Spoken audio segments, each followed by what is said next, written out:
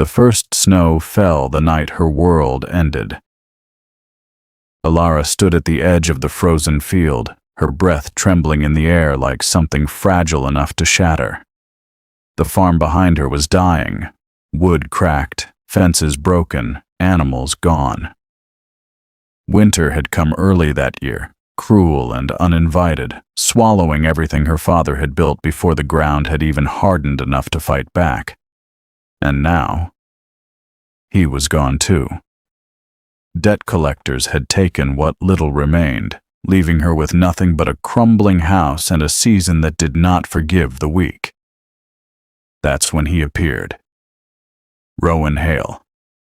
He didn't arrive like a savior. There was no urgency in his steps, no softness in his expression. Just a quiet, unshaken presence, as if he had always belonged to the cold. Snow gathered on his coat, unmoved by the wind, and his eyes. His eyes held something she couldn't understand. Not pity. Something deeper. Something older.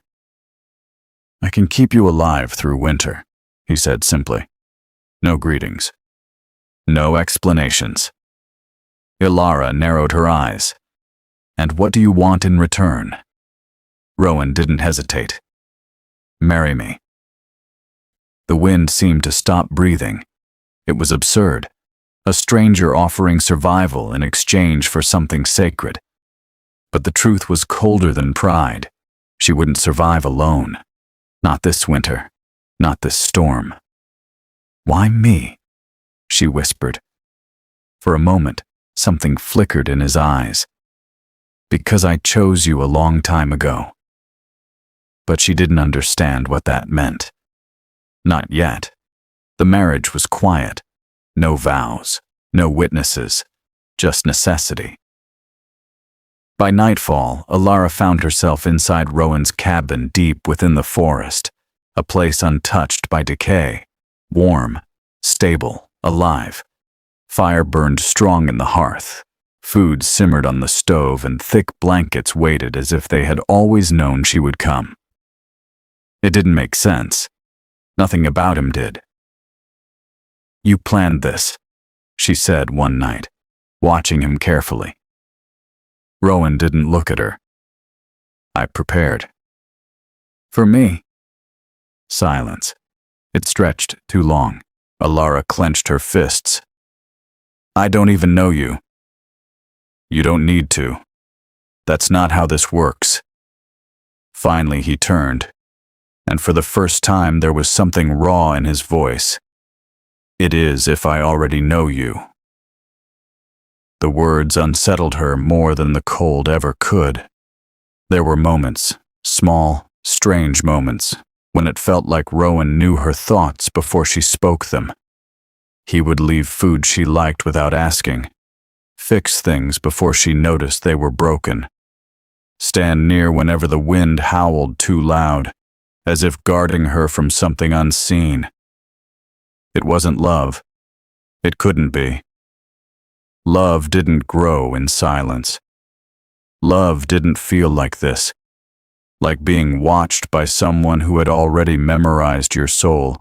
Days turned into weeks, and the storm only grew worse. But inside the cabin, Alara survived. More than that, she began to feel something unfamiliar. Safe. It terrified her. One night, unable to sleep, she found Rowan standing outside beneath the snowfall, unmoving. The cold didn't seem to touch him. "Why do you do that?" she asked, stepping into the snow. "Do what?" "Stand out here like you're waiting for something." He looked at her then, and for a brief second, he almost smiled. "I've been waiting a long time." "For what?" His answer came softer than the falling snow. "For you to finally see me." Her chest tightened. Something about those words felt heavy, like a truth she wasn't ready to hold. Because the more she looked at him, the more she felt it too. That strange, impossible feeling. Like he hadn't just found her, like he had always been there. The truth didn't come all at once. It came in fragments, a memory that didn't belong, a dream that felt too real. Alara began seeing flashes, herself as a child, running through a summer field that no longer existed, laughing at someone just out of sight, a shadow following her, never close enough to touch, but never far enough to disappear. And those eyes, always those same eyes, Rowan's eyes. "You knew me before," she said one evening, her voice unsteady. Rowan froze. The fire cracked between them. "How long?" she pressed. But he didn't answer, because the truth was not simple, and once spoken, it could not be taken back.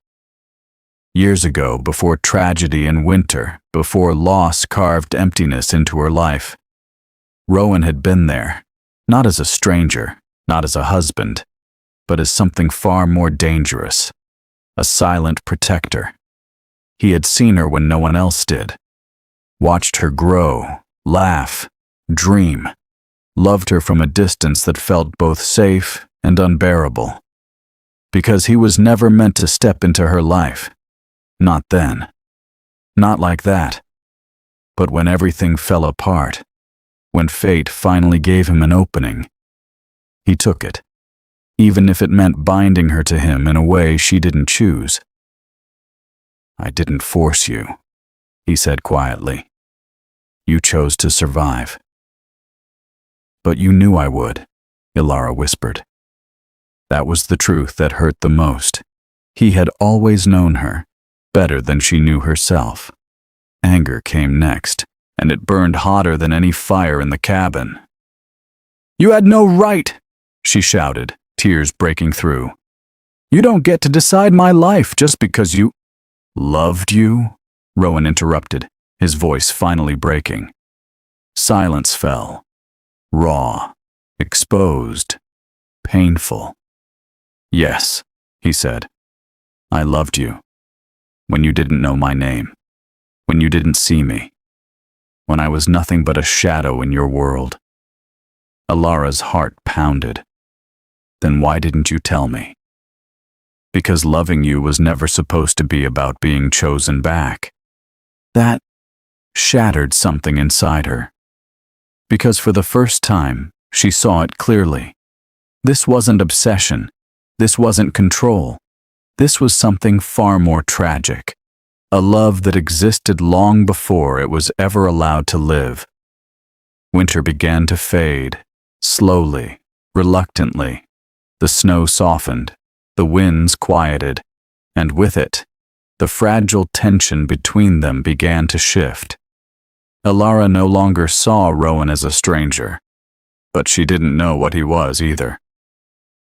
"Why stay?" she asked one morning. "Now that I can survive on my own." Rowan didn't answer immediately, because this was the question he had feared most. Finally, he said, "I won't stop you from leaving." That wasn't what she asked, but it was the truth he could offer. The day she packed her things, the cabin felt colder than it ever had during winter. Rowan stood by the door, silent as always, waiting, not stopping her, not asking her to stay, because love, to him, had never been about holding on. Alara paused, her hand trembling. "You said you've been waiting," she whispered, "for me to see you."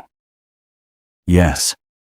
She turned, and for the first time, she truly looked at him, not as the man who saved her, not as the stranger she married, but as the one who had been there all along.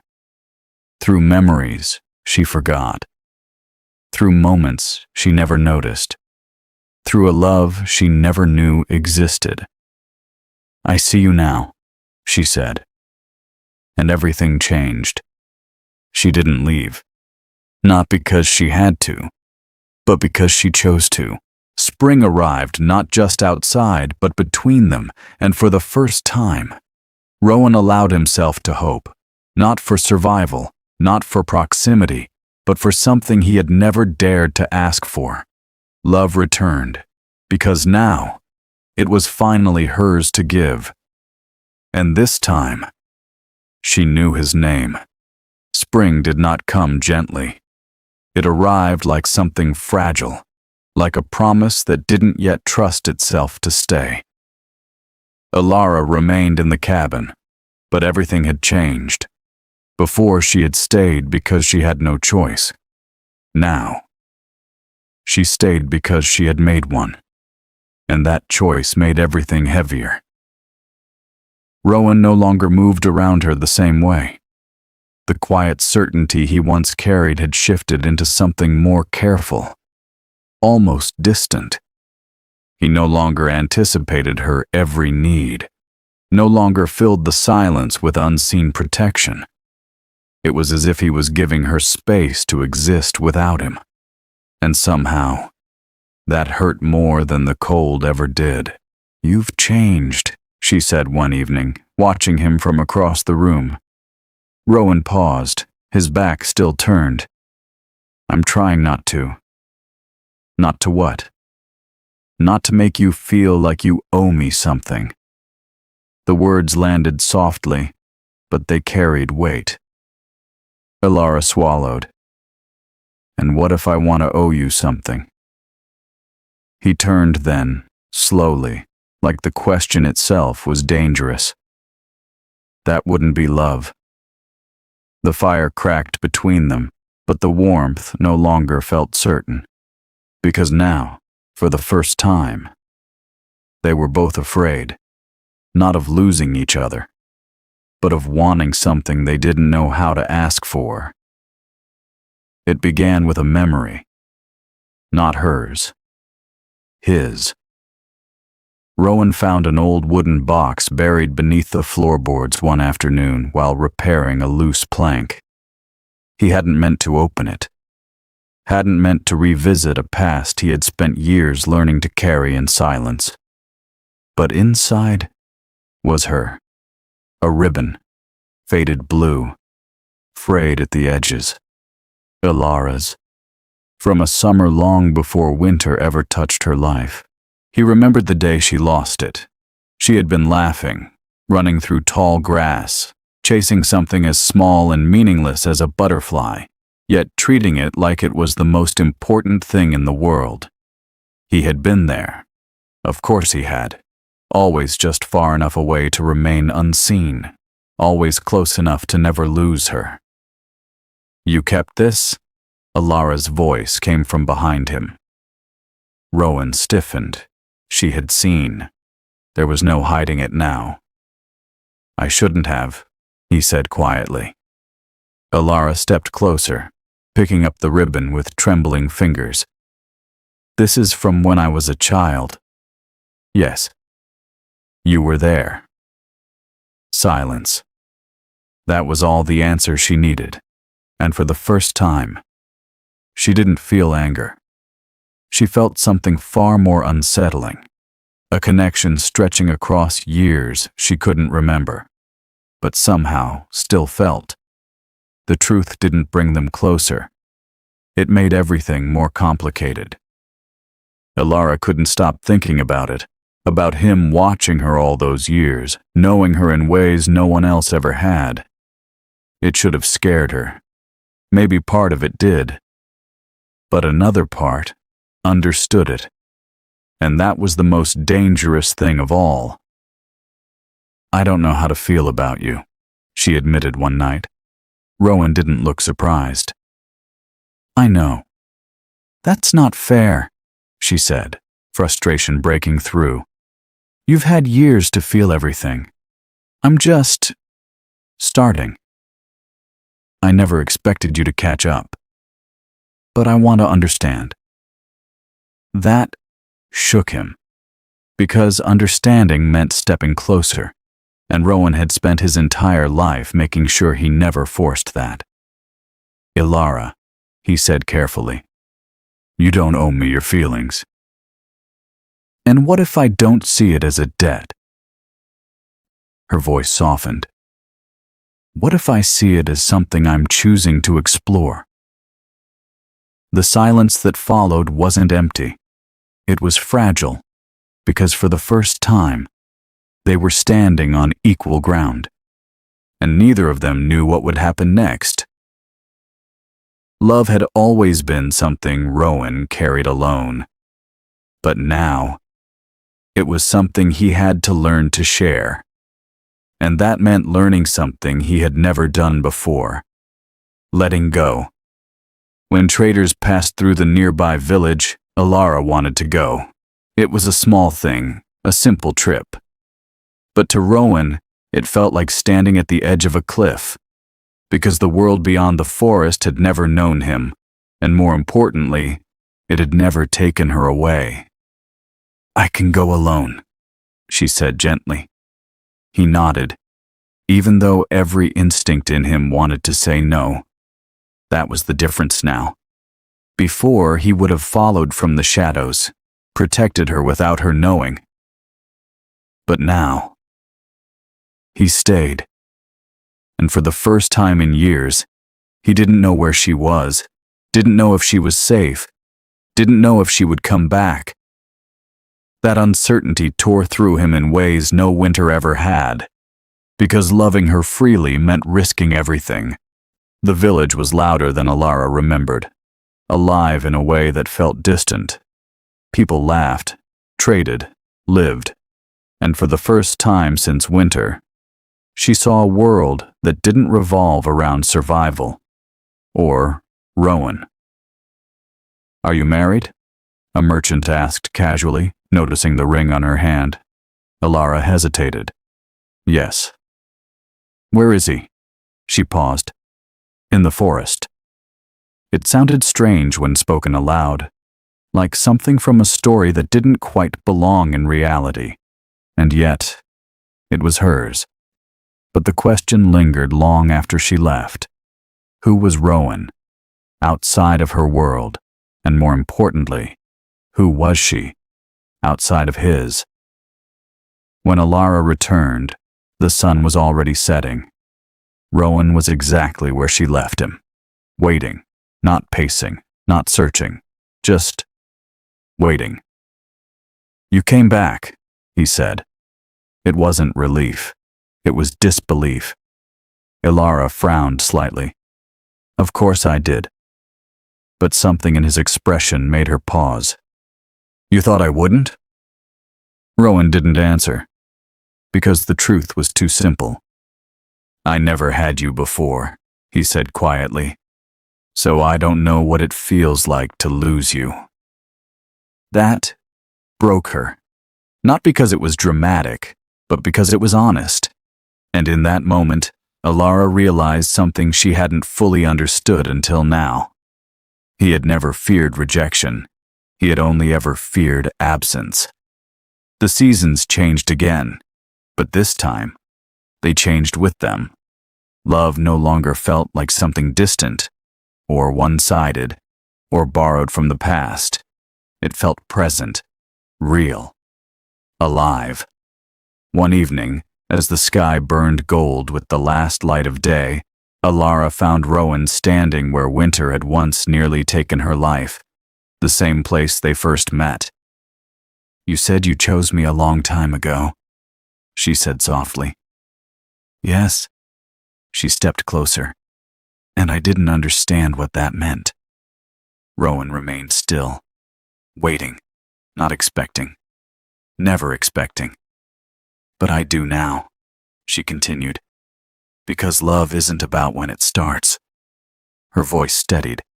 "It's about when it's returned." And then she took his hand, not out of need, not out of survival, but out of something far stronger: choice. "I choose you too." For the first time. Rowan smiled, not the quiet, almost hidden expression she had seen before, but something real, something earned. Because this time, he wasn't loving her from the shadows. He was standing beside her, and she wasn't surviving anymore. She was living with him.